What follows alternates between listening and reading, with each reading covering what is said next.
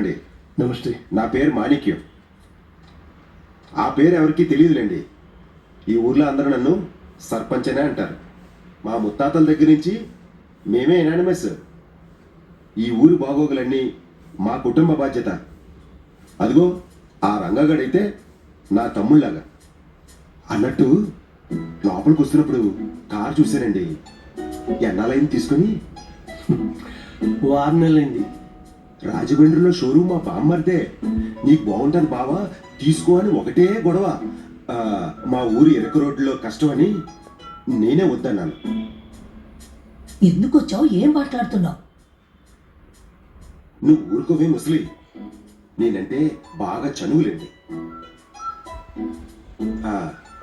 ఇప్పుడు పాప మీదైనా వాళ్ళు 3 ఏళ్ళు పెంచారండి.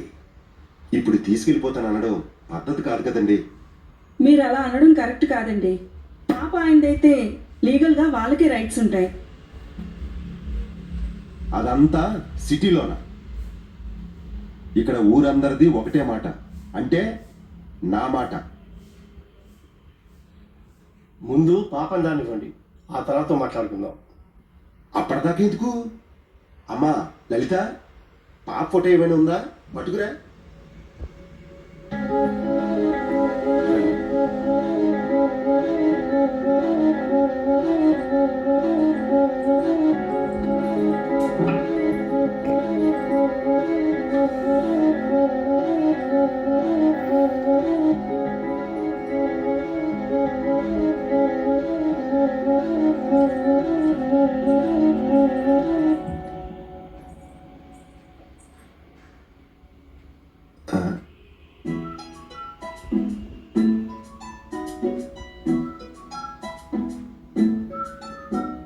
ఇప్పుడు ఖచ్చితంగా ఈ ఫోటో చూసే గుర్తుపట్టాలా?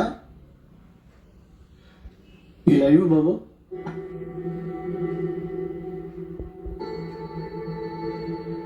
మేడం పాపను లేపండి. నువ్వు తీసే ఇంటి ఫోటోకి పడుకున్న పాపను లేపాలా?